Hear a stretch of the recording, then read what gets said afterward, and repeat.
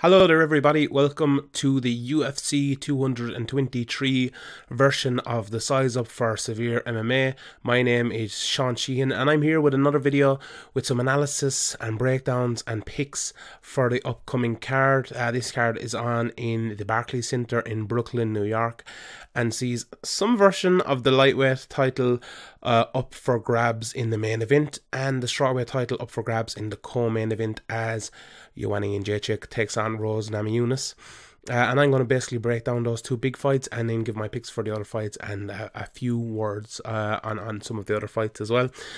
If you've been living under a rock for the last day or two or the last couple of hours, the news is bad and Tony Ferguson is out of the main event here. He was scheduled to fight Nurmagomedov. That fight is now not happening. Featherweight champion Max Holloway now steps in and he fights Nurmagomedov on 6 days notice in what should also be a good fight, but I'll break that down. I suppose, you know, obviously a little bit disappointing that the fight isn't happening now between Tony and Khabib. We had done a lot of analysis on it and stuff over on the podcast, but we have another reaction podcast done, so if you check that out over on the SevereMMA podcast feed, you'll see that there.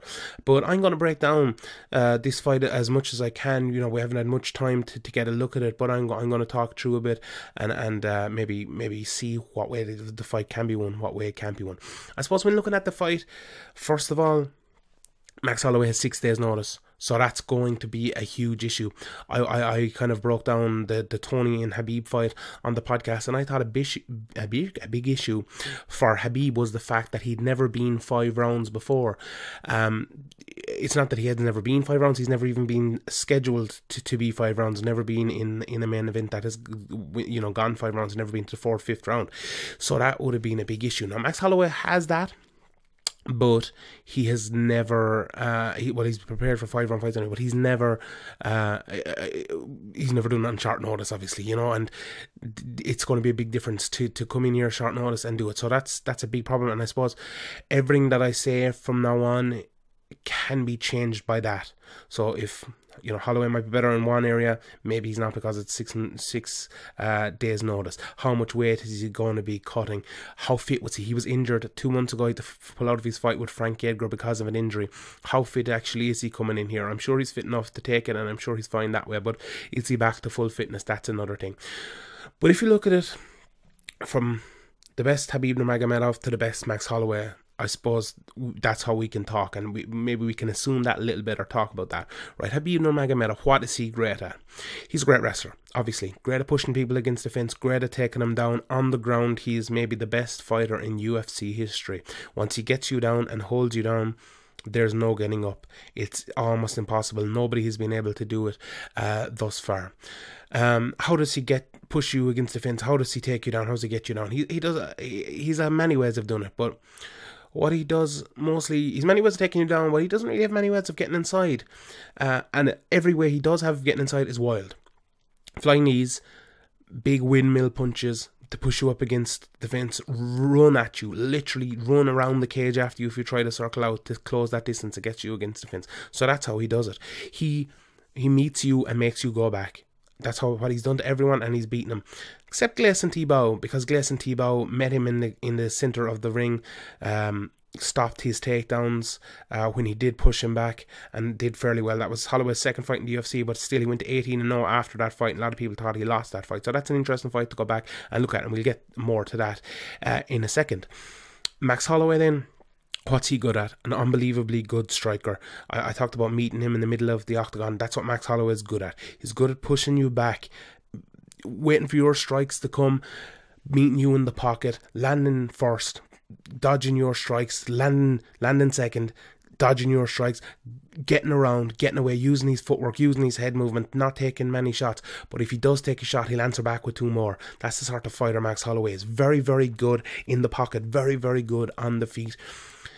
And I suppose then after that, you're looking at his ground game, his takedowns. Now, against Jose Aldo, he ended up on top a couple of times. There was a couple of big scrambles in his first fight, was it, Bo? I can't remember at the minute, but his first fight, definitely, anyway. He landed up on top, ended up on top of Jose Aldo and dominated that fight when it went to the ground. Now, his takedowns and himself on the bottom, we haven't seen that much of it lately. I went back and watched a good few of his fights before this, just to see that he hasn't fought really that many great wrestlers.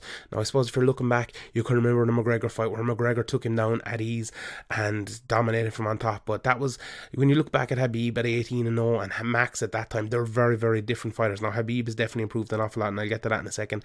But he's, he might have been at 65% Khabib there, and he's 90% now.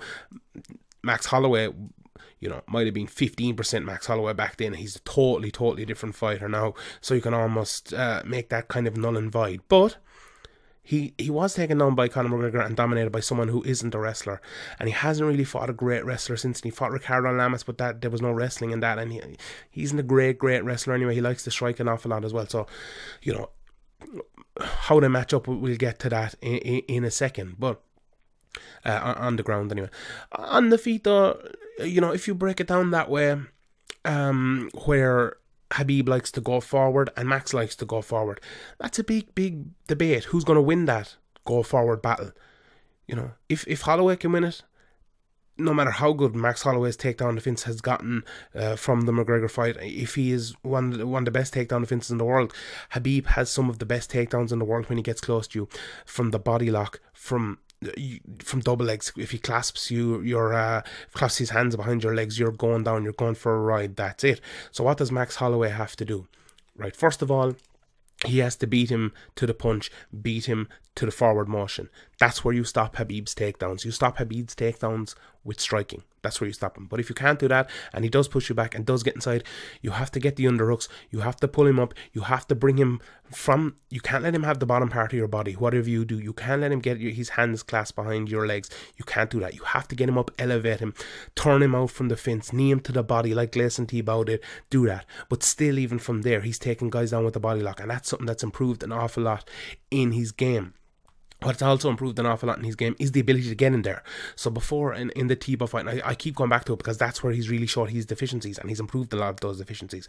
In that fight, he wasn't rushing as much to get inside, and when he did, Tebow could time it, but he is rushing way more now than he used to. He goes all out to get inside, to get that takedown.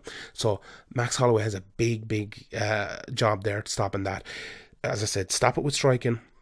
If if you don't get it stopped with striking, stop it with the underhooks by turning off the fence and by being unbelievably good with your takedown defense inside. Right, we'll get to the striking again in a second, because I think that's probably the biggest part of the fight in this one.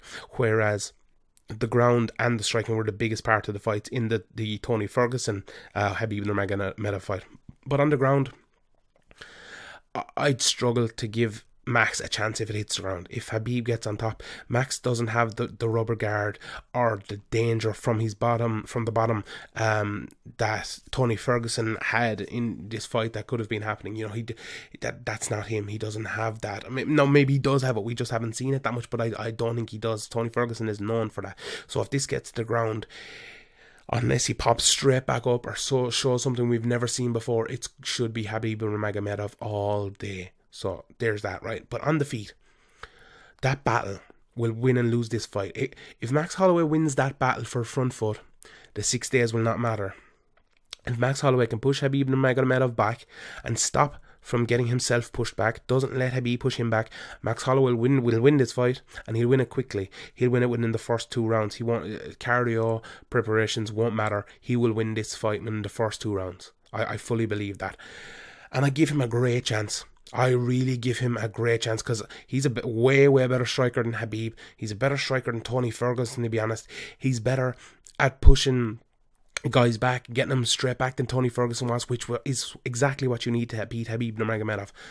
But there's so many questions. Is he fit enough to do it? How is the injury? Is he too small? Khabib is a huge 155-pounder, struggled to make weight before, has multiple times struggled to make weight, missed it. I think he's only missed it once, but he struggled a lot to make weight before. He's you could say he's a welterweight fighting in a 145er. It's going to be tough. Even if he doesn't push him up against the fence, even if he meets him, gets a body lock in the middle of the fence, he could just overpower and be too strong. We've seen him taking out Luke Rockhold, who's gone up to light heavyweight now. Khabib is a monster. if this fight was happening, both guys having 12 weeks notice, I'd pick Max Holloway. I really would. I think Max Holloway is a bad matchup for Khabib just because he can stop him from getting inside, stop him going forward. But on 6 days notice, coming off of an injury, going up, not having time to prepare to put on that extra muscle or weight that he needed, I have to pick Khabib Nurmagomedov. I think Khabib will win this fight. And I think he will, he might get a stoppage if he can do enough, or 5 rounds is probably more likely, I'd say. But I would not. This is like I mentioned on the podcast, that was kind of gone to waste now, that I didn't want to make a pick for Tony versus Khabib. I don't want to make a pick for this fight as well. I just want to watch the fight play out because it's going to be a fantastic fight. And really, my pick doesn't matter at all. I just want to see a great fight, and I think it probably will be a great fight. So looking forward to that one. Then you have the co-main event for the strawweight title. Rose Namajunas is defending her title in a rematch against the former champion Joanna Jędrzejczyk in what should be another fantastic fight. Listen, my breakdown of this fight is interesting because I think you need to look at what your breakdown of the fight would have been before the first fight, and then you have to add in what happened in the fight. But I'll do it backwards. I'll add in what happened in the fight first. Right? Look at that fight. Right, how did Rose win it? Now, Joanna said afterwards she had a bad preparation, bad weight cut, bad nutrition and everything, and maybe she did, and maybe she couldn't take a punch as well because of that, and she got knocked out because of it. Fair enough if you want to say that, but how did she land the punch? That's what I want to look at. And she landed the punch, Rose Namajunas landed the punch in Joanna Jędrzejczyk by not playing the forward and back motion with her. Muay Thai strikers a lot, they're front and back, they're getting on that front foot, land the jab, straight forward, straight back. That's what Muay Thai fighters are a lot of the time. Now, there's always exceptions. What Rose Namajunas did was she fought in triangles. So she didn't go straight in. She went sideways in and around. She came in with her left hook. She stepped to the side, came in with the left hook around. Stepped to the other side, came in around this way, usually with the right hand kick. And I might be backwards here maybe because of this video, but this is right, this is left. But that's how she did it. She didn't fight straight up and back fights with Joanna Jędrzejczyk, a mistake lots of people have made against Joanna. So that's an interesting part of the game. Can she do it again? Or will she change up? Will she maybe come in with the right hook? Maybe will she change stances? What will she do differently? Like, Joanna's no fool. She'll go back and look at that fight. You might say, oh, she's making lots of excuses. It's only all talk. She'll go back, she'll look at that fight, she'll see what she did wrong, she'll see what Rose did right, she'll see how Rose won, and she'll change things. So Rose needs to do the same. She needs to preempt her, and she needs to change things as well. So we'll see what happens. Now, to the pre-first fight analysis. A lot of my analysis in that was about the clinch. Now, I talked about the striking there, very, very complicated, but if you want to, what I kind of try to do is make things simple. I don't look at this from a fighter's or a trainer's point of view. I look at it from someone watching its point of view. So forward and back motion, if she can get from around the side, keep the distance from her. Don't, the Muay Thai people as well, that like to fight in the phone booth, not exactly in the pocket, a little bit out of it. Rose wants to get all the way out of the pocket, be long, and come in and land her shots, whereas Joanna wants to make it a fight in the phone booth like that. So who wins that will go a long way to win the fight. If Rose can keep it on the outside, land big long strikes, and come in around the side, she'll win. If Joanna can drag her in and stop her from circling, stop her from getting into the side by using the jab, by using kicks, doing other things, she'll more than likely win the fight. But then you get into the clinch, as I mentioned. And if Joanna previously in the clinch, she has been, look at the Claudia Gadelha fights, she has been clinched for large portions of fights, and she has always done well enough there, but you've always been able to get her there. And that's a big thing. Claudia found it very hard to take her down lots of times. She did it a couple of times, but mostly Joanna holding there, waiting against the fence, maybe on her knees, just doing everything to stop or getting her, getting her back on the ground or getting taken down. Now, if Rose gets in that position, Rose won't really want to take her down and put her on the ground. Rose will be jumping on the neck. Rose will be jumping for a submission. You know, Rose has wins by flying triangle. She could be going for arm bars, trying to, as I said, trying to take the neck, going for rear naked chokes. So I think that's a big way Rose can win the fight, and that's how I thought she might win the first fight. I was 50-50 on it before, and I'm still kind of 50-50 on it, because I think Joanna will be better. She'll be more well prepared for this battle on the feet, so that should be interesting. But my pick for this one is Rose by submission. Yeah, I think Rose will, that clinch might end up happening, and she'll get grab on the neck and get the submission. Now, she might win the same way again, win on the feet.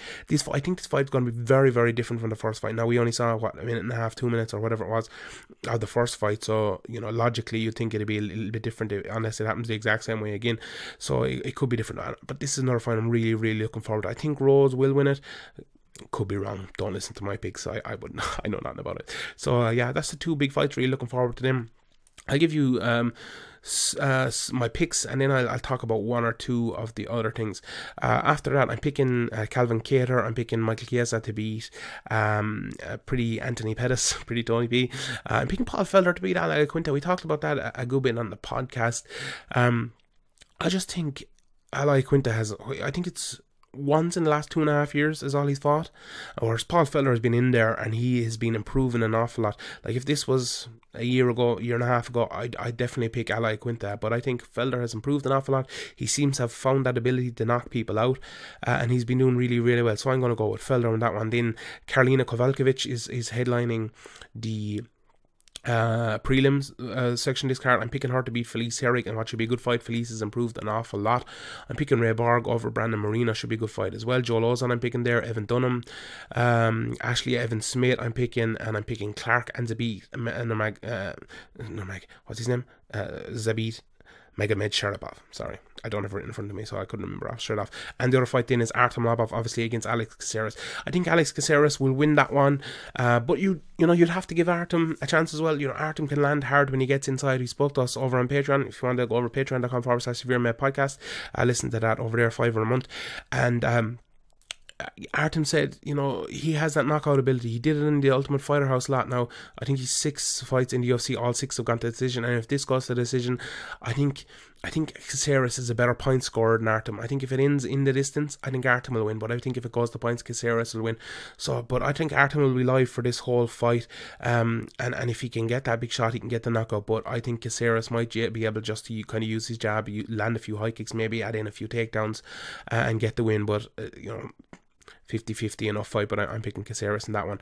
My bet of the week as well is going to be a quadruple here of Chiesa, Kowalkiewicz, Caceres, and Zabit is around 4-1, 4.5-1.